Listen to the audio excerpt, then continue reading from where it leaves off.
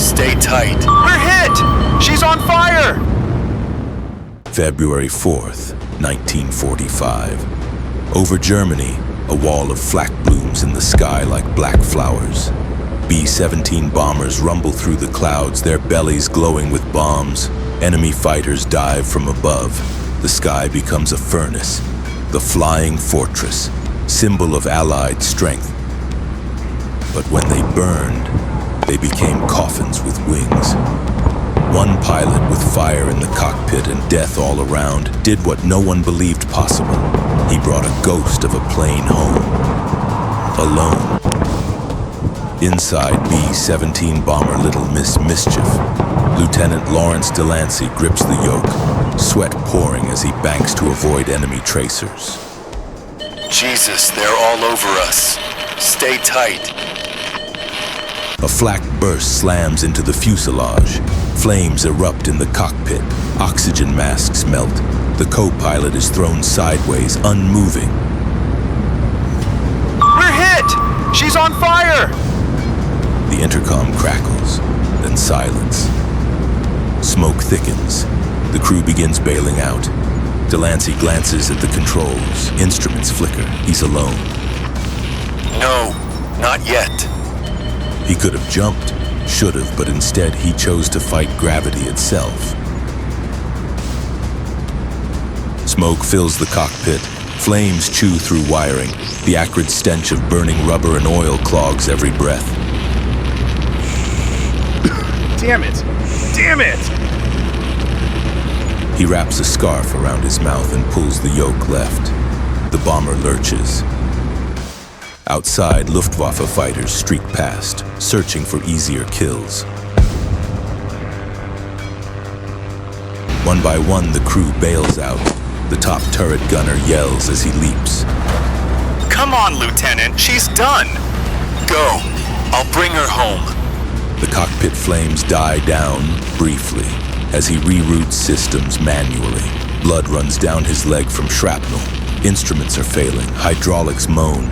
Most pilots would have jumped. DeLancey wasn't most.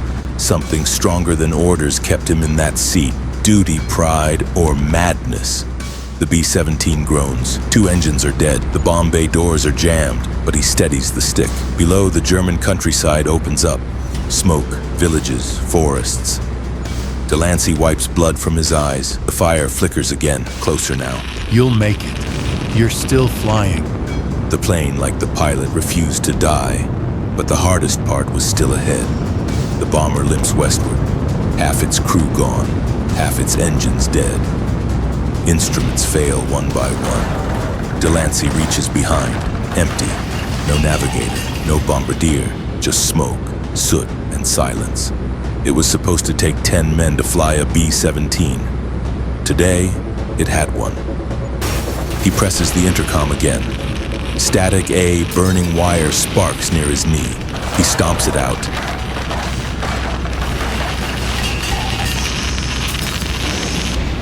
If anyone's still aboard, sound off. Nothing. He's alone. He scans the skies. No fighters, no allies, just a battered giant flying on stubbornness and muscle memory. His hands blister against the heated controls.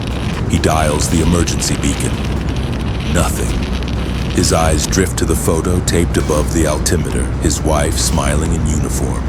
Beside her, their baby son. You're not dying over Germany. The clouds part, friendly territory in the distance. A small airfield glints like a promise. But promises don't mean safety. The fortress was a wounded beast, and landing her would take more than hope. He tightens his grip. The fight wasn't over. Not yet. Approaching Allied lines. Flak still dots the horizon. The bomber's right wing dips low, one engine sputtering out with a final gasp. DeLancey fights the yoke. Fuel leaks streak across the fuselage. Flames lick again near the port side. Hold together. Just a little longer. He sends one last Mayday call. Single B-17 inbound. Pilot only. Request emergency strip. I repeat, one soul aboard. Static then? Copy that, bomber. Strips open, winds from the west. Godspeed. He lines up with the airfield. Black smoke trails behind like a funeral banner. Ground crews watch in disbelief. Is he flying that thing alone? Landing gear groans downward, partially locked. He checks the flaps. Only one responds. Too fast. Too hot. The Earth rushes up. Come on, girl. Don't quit now. The plane hits hard. Metal screeches, tires burst. The right wing scrapes the ground, trailing sparks. But she holds. It wasn't graceful. It wasn't clean, but it was a landing, and it was alive. Fire crews rush to the smoking wreck. The tail sags. Oil pours from the belly. One wheel has sheared off entirely. Inside, DeLancey slumps in his seat, bloodied, exhausted, alive. Medics haul open the side hatch. He raises a shaking hand. Don't forget her name. Little Miss Mischief. They lift him out. Applause erupts from the ground crews. He flew her back by himself. He'd landed a burning bomber. Alone. The only man aboard. The only man who believed it was possible. Later on a stretcher, DeLancey gazes at the sky. The wreck still smokes beside him. She didn't want to die over there. Neither did I. The photo of his family is returned to him, charred but intact. In a war of machinery, it was heart that kept her flying, and courage that kept her alive. News spreads like wildfire. Newspapers run the headline, B-17 flown home by lone hero. Crews speak his name with reverence. Lawrence DeLancey didn't think himself a hero, but history disagreed. In the hospital, nurses taped the family photo above his bed. Commanders visit. Medals are whispered. But DeLancey waves them off. The boys didn't all make it. I just brought the plane home. Back at the airfield, what's left of Little Miss Mischief is towed into a hangar. Mechanics stand silently around her, a twisted monument. She flew herself home. No, he did. Letters flood in from families thanking him for not giving up.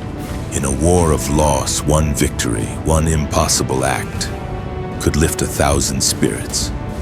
Decades later, a museum in Ohio, a restored B-17 gleams beneath bright lights. Visitors gather around a plaque that reads, "Flown home alone, Lieutenant Lawrence DeLancey." He never boasted. He never asked for recognition. But what he did lives on, in steel and silence, in skies that once burned. Footage rolls of B-17s in formation, ghosts of the past roaring through clouds.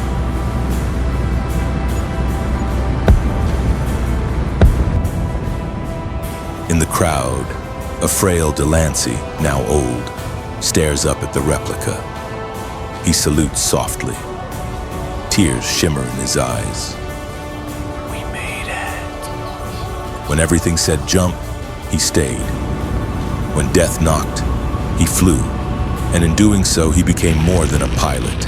He became the soul of the flying fortress. In the war-torn skies of Europe, machines were meant to break and men were expected to fall. But Lawrence DeLancey defied both. With smoke in his lungs, blood on his hands, and silence in his headset, he gripped the yoke of a dying bomber and refused to let her go. He carried more than steel that day. He carried memory, loyalty, and a stubborn belief that even in the face of death, a man could choose to endure. Little Miss Mischief came home not as a wreck, but as a witness. Proof that courage could overcome fire, and that one man's will could drag a fortress across the sky. History etched his name among heroes, though he never claimed the word for himself. To him, it was not glory. It was duty. Lawrence DeLancey refused to fall. Alone in a burning fortress, he chose not surrender, but defiance. With blood on his hands and fire at his feet, he brought Little Miss Mischief home, proving that courage can outfly death itself. He never called it heroism. To him, it was duty, nothing more. Yet history remembered differently. Today, his flight stands as a monument to endurance, to grit, to the quiet strength of a man who stayed when all reason said jump. One pilot, one plane, one impossible return.